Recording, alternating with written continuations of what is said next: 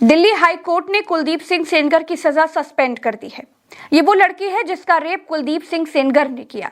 सेंगर की सजा सस्पेंड होने के बाद रात में ये लड़की दिल्ली के इंडिया गेट के पास धरने पर बैठी थी।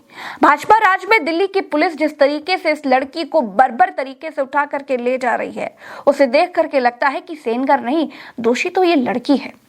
समाज सेविका योगिता भयाना भी धरने पर बैठी हुई थी। पुलिस उनको भी उठा करके ले गई। भाजपा सरकार में खास तौर पर फ्रॉडियों और रेपिस्टों की बड़ी मौज है। गुजरात में बिल्किस बानो के रेपिस्ट ये कहकर छोड़ दिए गए कि उनका आचरण अच्छा है। रेपिस्ट राम रहीम कब जेल में रहता है, कब घर में होता है, पता नहीं चलता। रेपिस्ट आसाराम को जमानत मिल गई है। रेपिस्ट भाजपा के पूर्व विधायक कुलदीप सिंह सेंगर की भी सजा सस्पेंड हो गई है।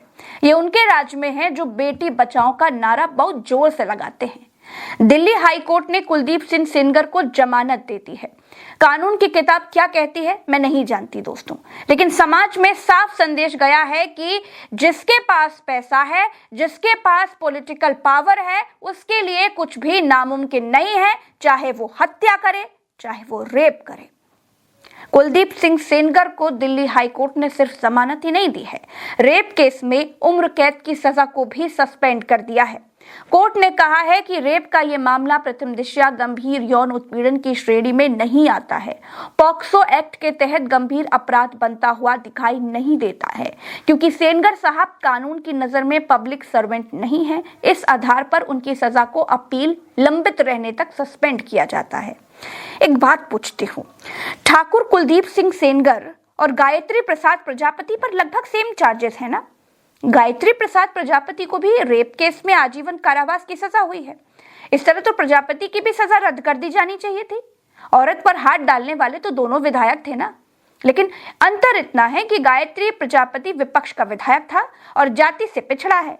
ठाकुर साहब बहुत पहुंच वाले हैं, पूर्व भाजपा वाले हैं। जज साहब, ये मैं नहीं कह रही हूं, समाज में यही संदेश गया है। अदालत के फैसलों पर सवाल नहीं उठा सकते, लेकिन लोगों का न्याय पर से भरोसा उठ गया है, ये बिल्कुल साफ दिख रहा है। इसलिए चीफ जस्टिस को जूता फेंक करके मारा जा रहा है। अपनी साख खुद जुडिशरी गिरा रही है। जिस तरह के फैसले हो रहे हैं वो लोगों की समझ से परे हैं। दोस्तों, 2000 करोड़ साल पहले से मौजूद अरावली पर्वतमाला की औकात मीटर से कोई नाप पाए, धरती पर ऐसा कोई पैदा नहीं हुआ है। लेकिन जज साहब ने भाजपा की फाइल पर मुहर लगाते हुए कह दिया कि 100 मीटर से कम के पहाड़ अरावली के संरक्षित पहाड़ नहीं माने जाएंगे। भाजपा के पूर्व विधायक कुलदीप सिंह सेंगर की ओर से पेश हुए वकील SPM त्रिपाठी ने कहा कि जिस रेप केस में उन्हें उम्र कैद की सजा दी गई थी, उस मामले में दिल्ली हाई कोर्ट की डिवीजन बेंच ने जमानत दे दी है और सजा को सस्पेंड कर दिया है। त्रिपाठी का कहना था कि अदालत में उनकी प्रमुख दलील ये थी कि सेंगर को एक लोक सेवक मानते हुए सजा दी गई थी। लोक सेवक मतलब कि पब्लिक सर्वेंट, जबकि वो लोक सेवक नहीं थे। इसी आधार पर उन्हें उम्र कैद की सजा दी गई थी, जो कानूनन गलत है। अदालत ने कहा था कि लोकतांत्रिक व्यवस्था में एक जनप्रतिनिधि को जनता का विश्वास प्राप्त होता है और उस विश्वास का उल्लंघन करना गंभीर अपराध है। इसी आधार पर ट्रायल कोर्ट ने पॉक्सो एक्ट की धारा 5 और 6 के तहत सेंगर को दोषी ठहराया और उम्र कैद की सजा सुनाई थी। दिल्ली हाई कोर्ट ने अपने 53 पन्नों के फैसले में कहा कि सेंगर पहले ही 7 साल 5 महीने जेल में बिता चुके हैं। कोर्ट ने कहा कि इतनी लंबी अवधि तक किसी व्यक्ति को जेल में रखना, जबकि उसकी अपील लंबित हो, संविधान के अनुच्छेद 21 यानी कि जीवन और व्यक्तिगत स्वतंत्रता के अधिकार का उल्लंघन हो सकता है।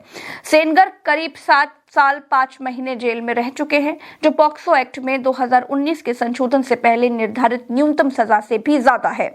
इन तथ्यों को देखते हुए अदालत ने उनकी सजा को सस्पेंड करने का फैसला लिया। दोस्तों, सोनम वांगचुक लद्दाख के लिए पूर्ण राज्य का दर्जा ही तो मांग रहे थे। राज्य के पहाड़ों को भाजपाई मित्र मंडली खोद ना पाए, इसलिए 6 शेड्यूल मांग रहे थे। 6 शेड्यूल क्यों मांग रहे थे? इसलिए मांग रहे थे ना, जिससे आदिवासियों के अधिकार सुरक्षित रखे जा सके, जिससे लद्दाख का हाल अरावली जैसा कोई ना कर पाए। लद्दाख के पेड़ और पहाड़ लद्दाख के लोगों की मर्जी के बगैर कोई खोद ना सके, इसका अधिकार ही तो मांग रहे थे।